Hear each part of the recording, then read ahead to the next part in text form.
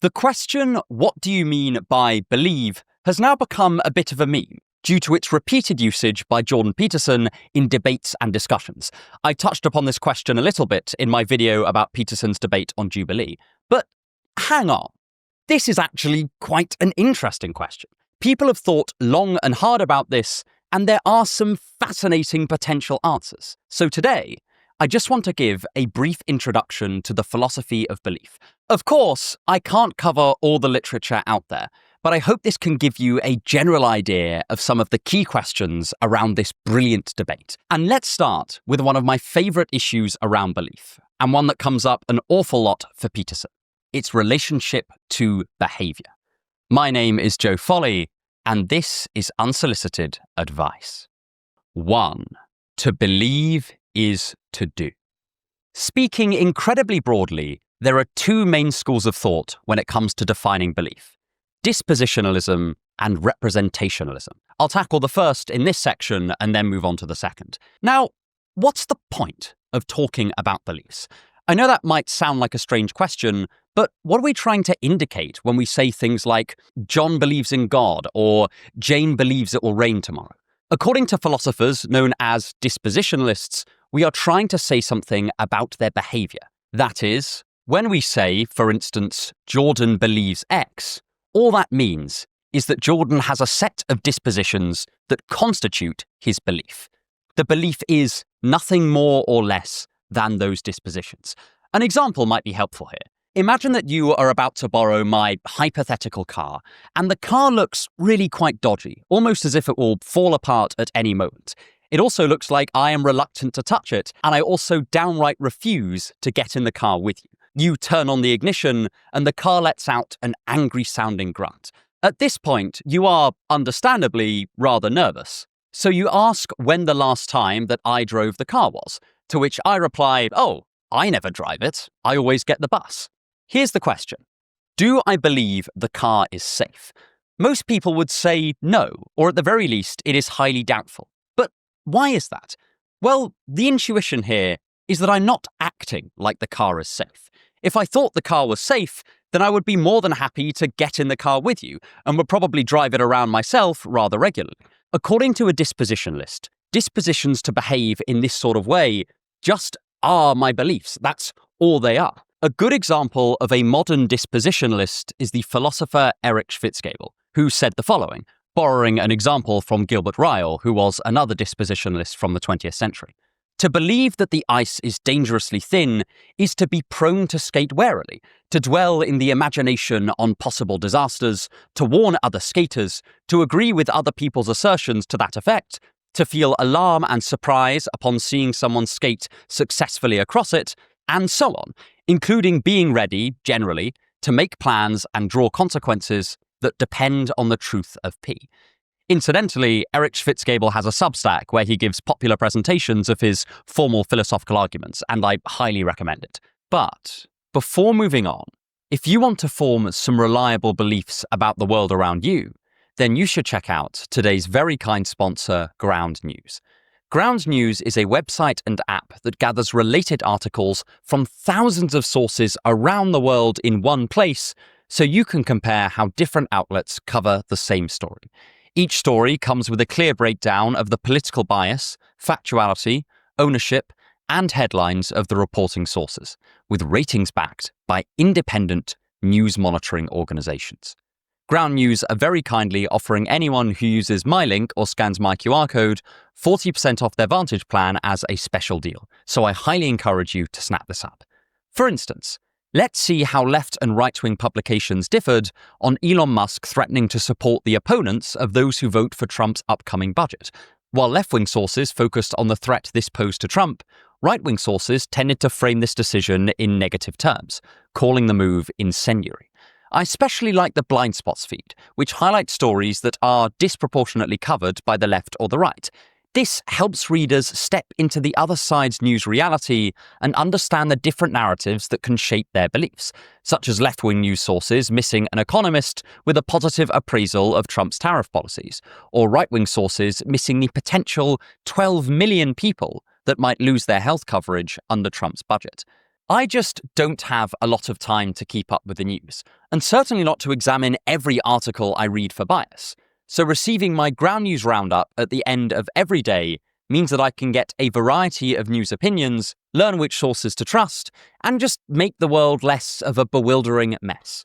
Ground News are giving my viewers 40% off their unlimited access Vantage plan. They've become my go-to news source, and I really hope that you'll check them out. But anyway, back to the video.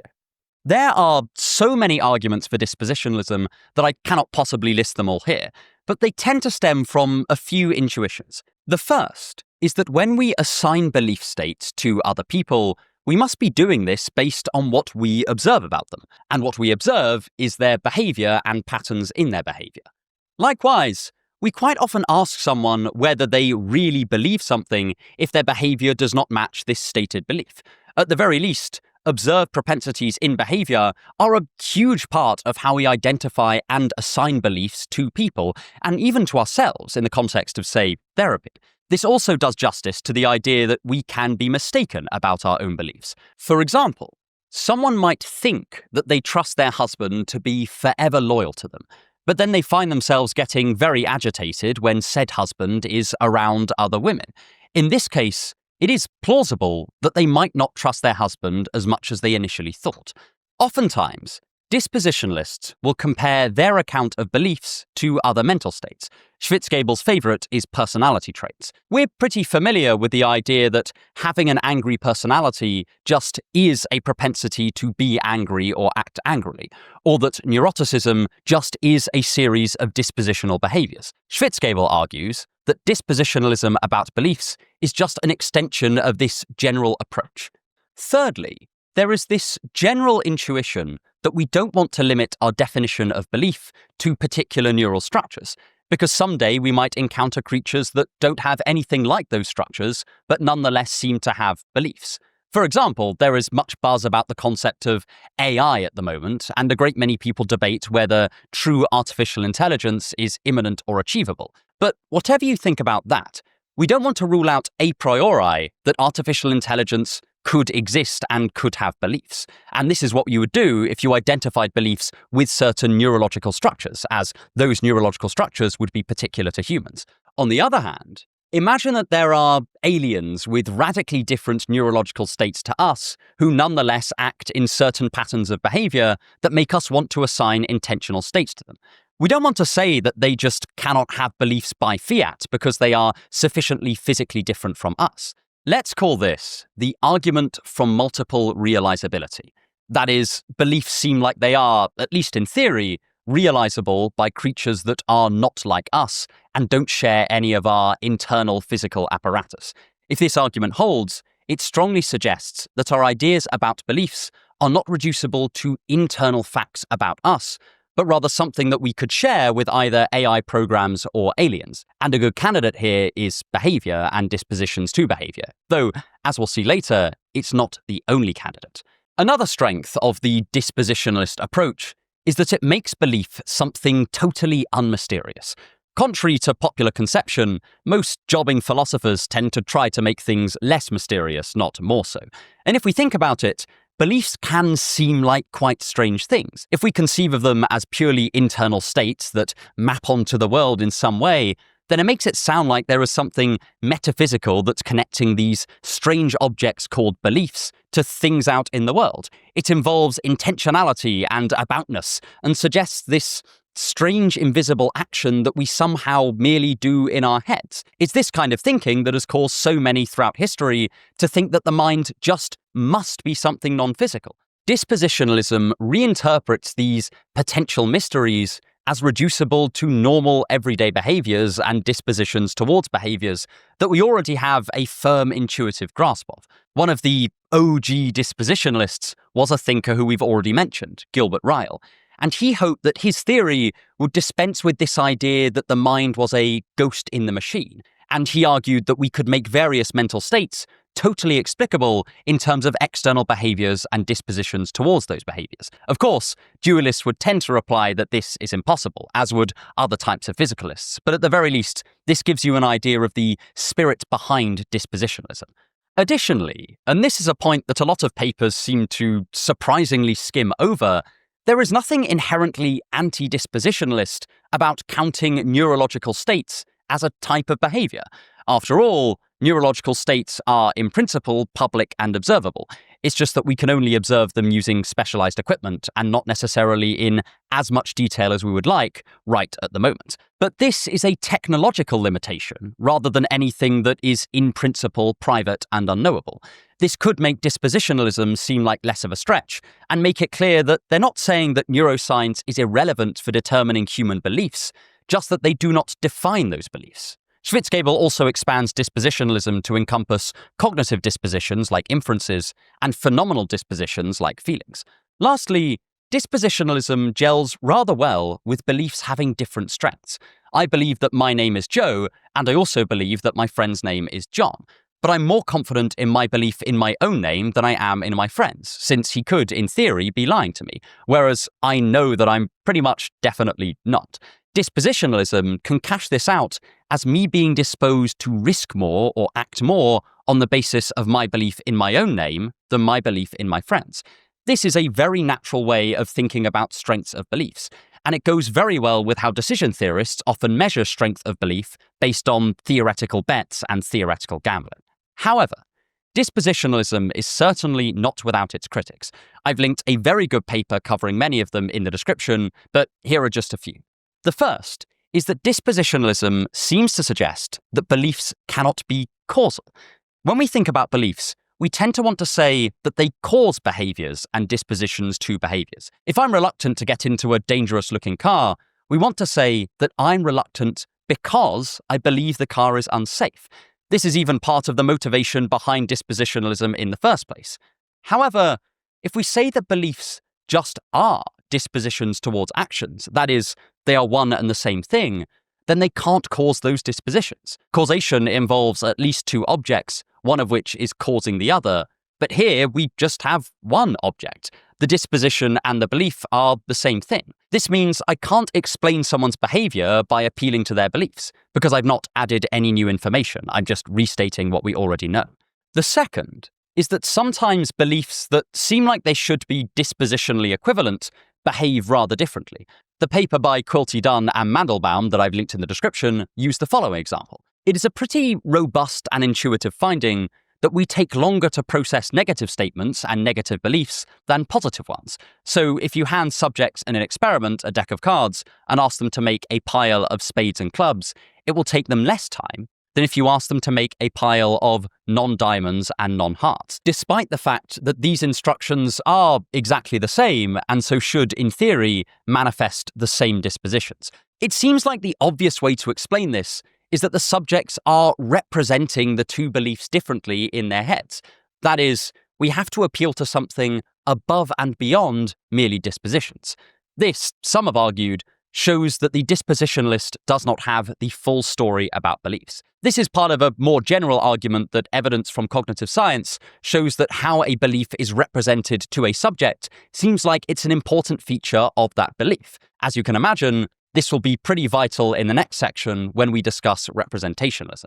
However, in some sense, I've been burying the lead here, because really, there are sort of two types of dispositionalism: strong dispositionalism and weak dispositionalism. And they're really quite different. Weak dispositionalism is just the claim that dispositions are important in defining and identifying belief, but may not be the whole story. Whereas strong dispositionalism holds that there is nothing else to belief but the dispositions involved. This is a much stronger claim and normally gets a lot more critique. Arguably, you could account for some of the intuitions behind dispositionalism merely by adopting its weak form, while leaving its stronger form more agnostic, I suppose. But with all of that said, let's move on to the other major account of what a belief is: the representationalists. 2. Representation and reality. Okay, we've talked an awful lot about what beliefs look like from the outside, but representationalism is driven by a very different intuition. What does a belief feel like from the inside? For example, let's say that you believe that Paris is the capital city of France, as I hope you do. This surely does entail some behaviors, but internally, it seems like this belief is something over and above those behaviors.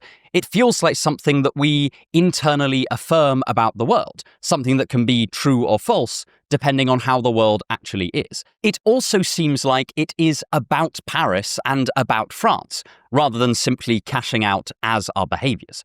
Additionally, it feels like we can draw upon the internal structure of the belief to make certain inferences. For example, if we believe that Paris is the capital of France and that the Eiffel Tower is in the capital of France, then we believe that the Eiffel Tower is in Paris. All of this seems to suggest that our beliefs have some kind of representational structure. That is, they represent things out in the world and represent them in particular ways. And this would also mean that they are not merely dispositions towards certain behaviors. Maybe the most straightforward argument for representationalism over dispositionalism is just that beliefs can be true or false, whereas dispositions intuitively cannot. If I'm behaving in a certain way or am disposed to behave in a certain way, it makes no sense to say that my behavior is true or that it's false. It might be appropriate or inappropriate, and that might have something to do with things that are true or false in the world. But, to use a technical term, behaviors are simply not truth act. However, beliefs are almost the stereotypical truth act thing. We want to call beliefs true or false, and we tend to want to say that they are true or false in virtue of what they represent. Say I believe that pigs can fly. Obviously, this belief is false. But why is it false? This isn't a trick question. By far the most intuitively obvious answer is that there are pigs out in the world, and those pigs do not fly. That is, the structure of the world does not match the representational structure of my belief. My word pigs picks out the set of actual pigs that exist, and to say pigs can fly describes a world where those pigs can fly around. Since we don't live in that world, we can safely conclude that the belief is false. Perhaps the most detailed and headache-inducing version of this position is the one in Wittgenstein's Tractatus, but we don't need to get into the weeds of that now, and he's talking far broader than beliefs. The point is that, at face value, it absolutely seems like our beliefs represent things out there in the world. Though it's worth noting that thinkers disagree on through what means our beliefs represent things. Someone like Jerry Fodor used to talk about a language of thought, a kind of theoretical over-language that simply described the structure of thinking, whereas others have talked about representational beliefs as maps. Hell, if you believe the Tractatus, all of these will eventually be representable in one unified system anyway. I'm going to set aside the problem of how beliefs are represented for the purposes of this video, as it is really its own debate, but I just wanted to make you aware that such a debate does exist and continually rages on. As mentioned earlier, a large number of representationalists argue for their position because they think that it explains our observations about beliefs much better than competing theories. I'll be, again, drawing quite heavily from the work of Erich Mandelbaum here. A lot of Mandelbaum's arguments stretch far wider than simply belief, and purport that a whole swathe of mental states are representational, and that this representational character allows us to perform certain internal operations with the objects of our thought. That all sounds quite abstract, but again, this is a really simple intuition to demonstrate. If you picture a cube in your head right now, you can rotate it, you can shrink it, you can do all sorts of things with it. This is because there is a representation of a cube in your mind, and moreover, that representation has a visual and spatial structure to it. Take a belief like swans are normally white. If you bring this belief to mind, it is often in the form of a picture of a white swan. Think about how many of our beliefs are naturally linguistic, which is almost the ultimate representational system. If I ask you, do you believe in life after death? You will probably approach the question somewhat linguistically. You will think about the statement, there is life after death, and ask yourself, do I think this is true or false? Along with some of the arguments that we discussed last section, representationalists tend to think that these are very good reasons to believe that our beliefs are representational in character. That is, they're not merely dispositions, but some extra thing that, among other things, explains those dispositions. As I said at the beginning of this section, perhaps the main strength of representationalism is how closely it resembles our own experience of our own beliefs. I find this fascinating, because this is the mirror image of the motivation behind dispositionalism. In fact, many representationalists will incorporate some form of weak dispositionalism into their account of belief while using representations to explain these dispositions, and hope to, in this way, unify the two motivations behind these two competing systems. My favorite example of this representational system that nonetheless tries to do a lot of justice to dispositional intuitions, again, comes from Mandelbaum and is called psychofunctionalism. Psychofunctionalism is a family of theories about mental states and beliefs, which sort of try to reconcile these two competing intuitions that underpin traditional dispositionalism and traditional representationalism. Here, beliefs are representations in a merely objectual sense, but they are also functions, and this accounts for their dispositional character as well. So, to draw from our earlier example, say I believe that a car is unsafe. Well, for the psychofunctionalist, that belief literally is a representation in my mind, but they also don't think this is the whole story. That representation has a functional role, and that functional role is to guide my behavior and my dispositions. These are just two ways of describing the same overall system. We're used to describing other kinds of object in this two-part way. For example, I can describe a carving knife in terms of its physical properties, giving you its material, its dimensions, and a whole host of other stuff. But I can also describe it in terms of its function. It is a thing that is used to carve meat. Importantly, this does not mean that we have two competing accounts of the carving knife, because on closer inspection, they're just describing the same object in different ways. To really boil things down, we could say that the psychofunctionalist agrees that dispositions might be how we identify beliefs, but that representations are the stable glue that's holding the dispositions together. Though it's also worth noting that quite a lot of psychofunctionalist philosophers, including Mandelbaum as far as I can tell, do seem to think of themselves as, in some sense, a species of representationalist, and spend a lot of time arguing against dispositionalists, so I suppose it's worth bearing that in mind. There are other advantages to maintaining some representational component in your theory of beliefs.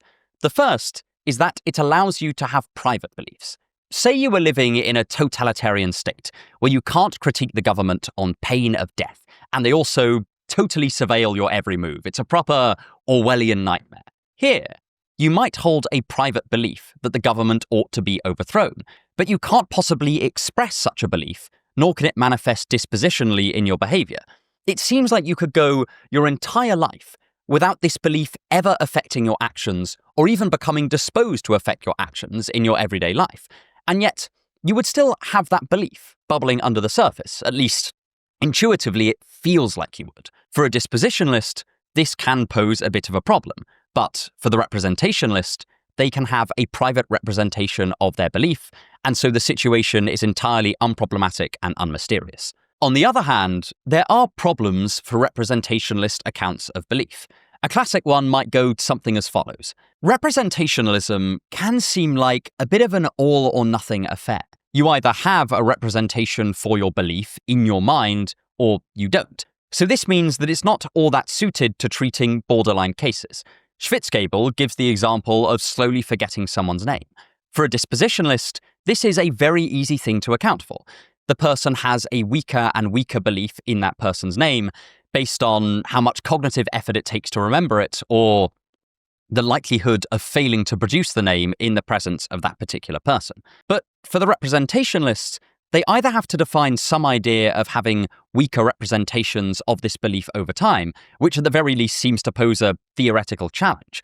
Mandelbaum attempts to solve this problem by saying that the representation is still there, but the person loses easy access to it over time. But then this could mean that we have all sorts of representations for our beliefs that we might have fully lost access to. And then it seems like we could believe something without ever knowing we believe it or it affecting our behavior, which seems to disconnect beliefs so much from how we interact with the world that it seems undesirable for a theory of belief. On the other hand, representationalism does allow us to say that someone believes something and is not acting in line with that belief. To take us back to Jordan Peterson, a question he once posed, which I think is genuinely very interesting, is this. Do lukewarm Christians believe in God? That is it possible to have a genuine belief in an all-good being that controls your eternal fate and not immediately have that be the sole and totalizing focus of your entire life. If we take the dispositionalist account, then there might not be very many theists at all, since not many are as devout as would sort of seem implied if they really thought that God existed. The representationalist gives us an answer that lines up far more intuitively with our everyday speech and everyday belief ascription here. They would say that the lukewarm theist does believe in God, but they're just not all that observant of that belief. Now, obviously, there is an awful lot more to say here, but I want to move on to a different but just as important debate in the philosophy of belief, and one that is incredibly practical. To what extent is a belief a choice? If you want to help me make more videos like this, then please consider subscribing, either to the channel or, if you're feeling incredibly generous, to the Patreon. The links are in the description. 3. You gotta have faith, a faith, a faith. The American philosopher and psychologist William James once put forward a deeply interesting argument for religious belief. He suggested that if you find that religion brings you personal peace, improves your life, and makes you happy, then you really should consider believing. And it's that last bit that I want to focus on. You should consider believing. Because this heavily suggests that beliefs are the kind of things that we can choose to a greater or a lesser extent. And while this might initially seem like it's an issue of very little consequence, a great many philosophical and practical problems hang on the answer to whether we can choose our beliefs. The first is the morality of beliefs. Generally speaking, most people think there are beliefs it is just morally wrong to have. We consider it wrong to believe that some races are intrinsically better than others, or to believe that 4-year-olds or the disabled aren't real people. A lot of Catholics tend to think that believing that a fetus is not a person is evil, and that someone who believes this is not just mistaken, but is doing something morally wrong, and vice versa for equivalent beliefs for those on the other side of the debate. But if we have no choice over what we believe, then these moral condemnations are much harder to make and much more difficult to justify. After all, if we believe something and we're claiming that to believe that is evil, that loses its sting a lot if we didn't choose to believe them in the first place. It seems like we're a lot less morally culpable then. Likewise, in many religions, it is a sin to not believe in God. But if we have no choice about whether we believe in God, because our beliefs are not the kind of things we can consciously decide upon, then this becomes an awful lot more difficult to maintain. Some theologians will get around this by arguing that faith is a gift from God, but this just encounters the same issue. If faith comes from the outside, then how can we non-believers be culpable for our non-belief? And there is a real sense in which our beliefs are out of our control. To give an idea of what I mean, presumably if you're watching this video, then you are using some kind of electronic device. Right now, choose not to believe in the existence of that device. Use all your willpower to give this a go. You almost certainly cannot do it. This kind of direct, moment-to-moment control over our beliefs just seems impossible. And we arguably don't want it to be possible either. If I can override the evidence of my own eyes to believe a proposition by sheer force of will, then I can make myself believe all sorts of ridiculous things just based on how I'm feeling emotionally in that moment. And this could be a real evolutionary disadvantage. On the other hand, it feels like we can control some of our beliefs. To use a classic example, say I'm leaving on a week-long holiday, and all of a sudden I can't remember if I locked the front door to my house. I'll miss my flight if I go back and check, so I consciously choose to believe that I have locked it. It does seem like we can do this sort of thing in certain circumstances. Hell, I've done that sort of thing in the past.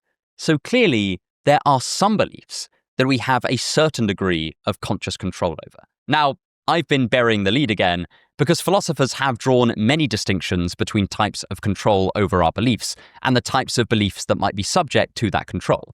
And this can be very helpful in clearing up some of the confusions and competing intuitions here. Firstly, there is direct control.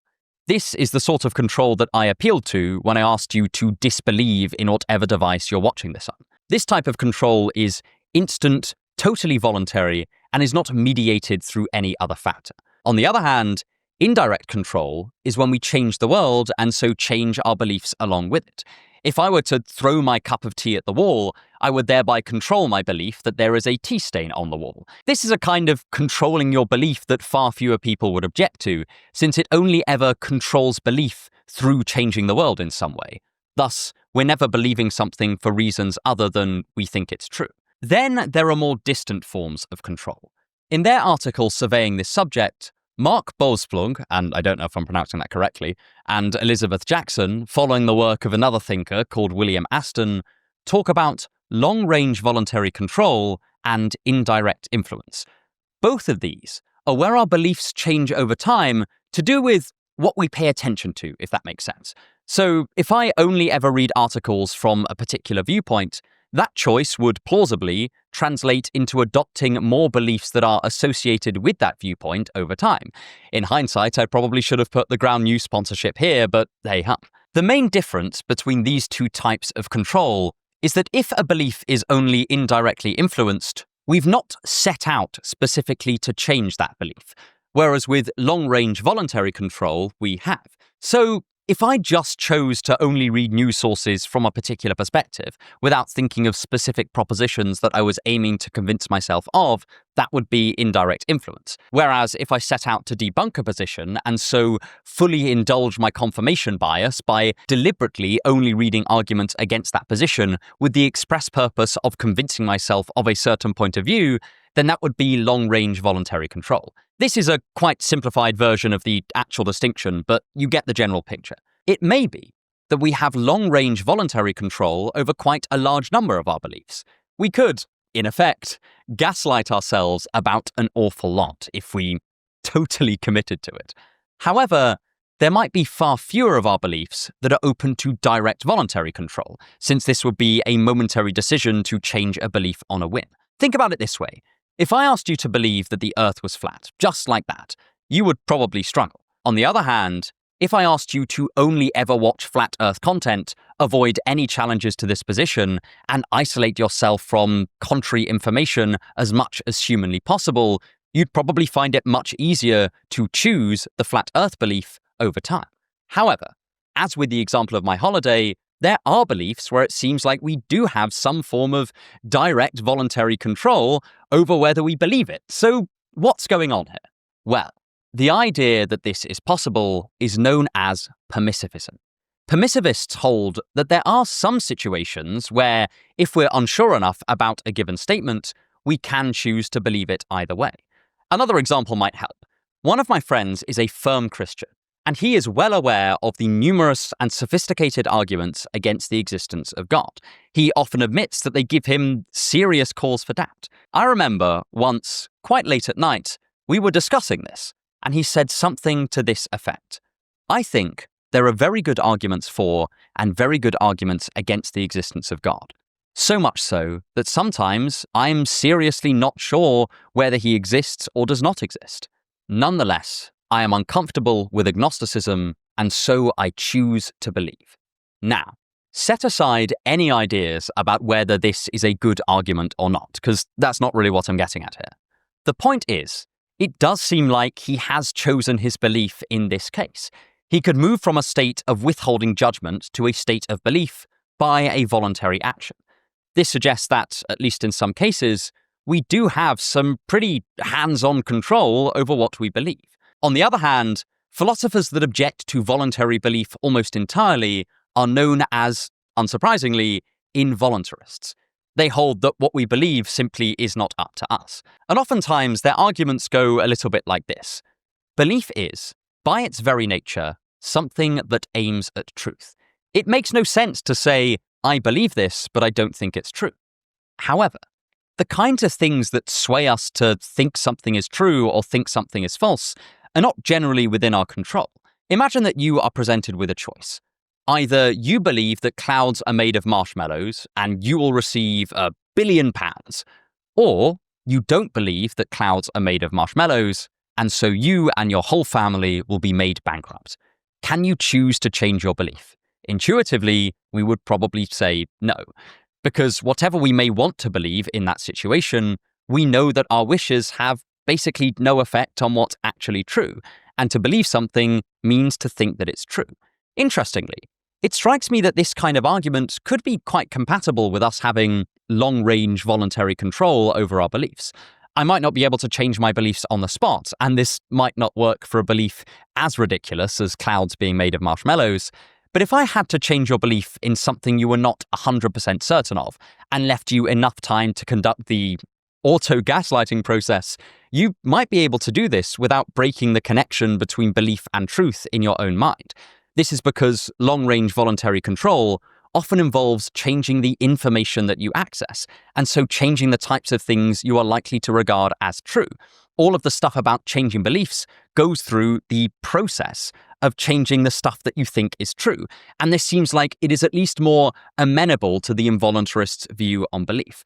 Interestingly, some philosophers have argued that our control over our beliefs is somewhat asymmetric.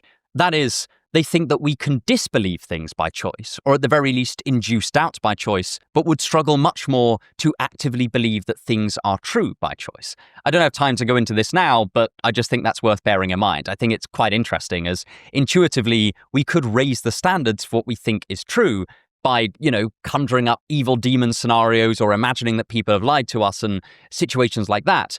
But it's much harder to voluntarily, in the moment, create a belief ex nihilo.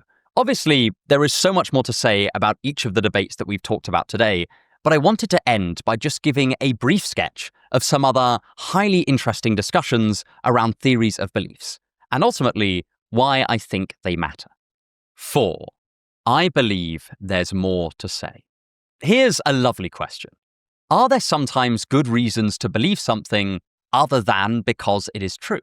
For example, in The Republic, Plato defines the concept of a noble lie. That is, something that's not strictly true, but ought to be believed for moral or societal reasons. Imagine that we just granted that without religious belief, there would truly be no way of maintaining social ethics, and that civilization as we know it would utterly collapse. Were this true, would that be a good reason to believe in God, even though it has no bearing on the truth of God's existence? Given what we said in the last section, should we restrict access to true information if believing in that information would have negative consequences? This debate occurs in the cross between ethics and epistemology. On the one hand, we have the regulative principle that we should only believe things that are true, which some hold is the very thing that defines belief. And on the other, we recognize that true beliefs surely could be more harmful than some theoretical false ones. In such a situation, which of our norms should win out? Then there are questions about how to represent beliefs formally. There are logics called Doxastic logics, which aim to formalize notions of belief, and all sorts of questions are raised in their construction. To what extent does someone believe the immediate logical consequences of their beliefs? If I believe that 1 + 1 is 2, then it makes sense that, by consistency, I believe that 2 - 1 is 1. But this can get quite hairy as the logical consequences of a belief get much more complicated. Every schoolchild implicitly deals with the rules of arithmetic, but very few schoolchildren believe that these imply Gödel's incompleteness theorem, even though they definitely do. These are ongoing problems with Doxastic logic that have yet to be solved. We can also think about the relation between explicit and implicit beliefs. I believe that Paris is the capital of France. And if I think about it, I also believe that 6,365,432 is a bigger number than 156.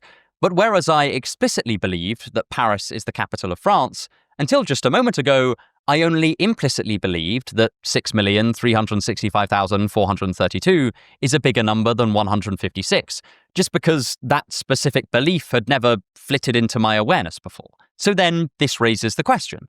What is the difference between an explicit and an implicit belief? Do explicit beliefs behave differently to implicit ones? What happens if an explicit belief is contradicted by an implicit belief, and so on and so forth? I think that an underexplored area in the philosophy of belief is what to do with animal beliefs. We find it very natural to assign beliefs to dogs and cats and various other animals that we quite often encounter. But what do we mean when we do this? Given that dogs behave very differently to us and also almost certainly represent the world very differently in their minds, To what extent are we talking about the same thing when we say that they believe things? This is even more interesting for more intelligent but also more evolutionarily distant animals like corvids or octopuses. An octopus has a very different neurological structure to a human and also approaches the world in a whole different way. How do we go about translating their behavior into belief terms? And what would it mean to say that a human and an octopus believe the same thing? Within each of the views that we've discussed today, there are also a whole host of sub-questions. For example, a really interesting one within representationalism is to what extent our beliefs are unified within one representational structure, and to what extent are they fragmented into isolated chunks. For example, many people, myself almost certainly included, hold inconsistent belief sets. There are probably contradictions in our beliefs that we're just not aware of, which suggests that these beliefs are stored in separate representational structures where they don't get to interact. On the other hand, an incredibly robust result in cognitive psychology is that holding contradictions in our worldviews can be uncomfortable and cause a painful dissonance effect, known as cognitive dissonance, which means that at least some of our beliefs must be stored together in order to create this effect. The question of which circumstances beliefs become unified in and when they fragment into separate alcoves is a real and ongoing philosophical question that also heavily overlaps with empirical psychology. Another one that I've just thought of that isn't in the script is what to do with states that are like beliefs but seem importantly different. My favorite example of this is the assumption of continuousness in fluid dynamics. In fluid dynamics, the maths only works if you assume that fluids are continuous. That is, they're infinitely divisible, might be a kind of more intuitive way of putting that. But of course, because of atomic theory, we know that that's not true. Nonetheless, it is such a useful assumption that it is worth having a belief-like state about it in the moment. And I think that treating those kind of states is incredibly interesting, especially for someone like the dispositionalist who is trying to equate beliefs with certain sets of behaviors. There's a real question about whether they can draw the necessary intra-theoretic distinction between beliefs and belief-like states, like pragmatically assuming something for the sake of a given experiment or a given mathematical proof or just a given situation. Finally, and perhaps most importantly, I want to get across that what do you mean by believe does not need to be a mysterious or rhetorical question. It is an absolutely fascinating area of philosophy, with definite arguments for and against different positions. And considering just how ubiquitous our talk of people believing things and disbelieving them is, this is an eminently practical bit of philosophical thinking. Questions like what beliefs are, whether we can choose them, and so on, might seem quite abstract, but I hope I've demonstrated today that they are very quickly applicable to everyday situations. I think that these types of debates can be analytic philosophy at its absolute best, specifying and clarifying a concept so that we can think, speak, and act much more precisely. But if you want to watch the video that this is, roughly speaking, building upon, then you can check out my analysis of Jordan Peterson's Jubilee debate right here. Thank you so much for watching, and have a wonderful day.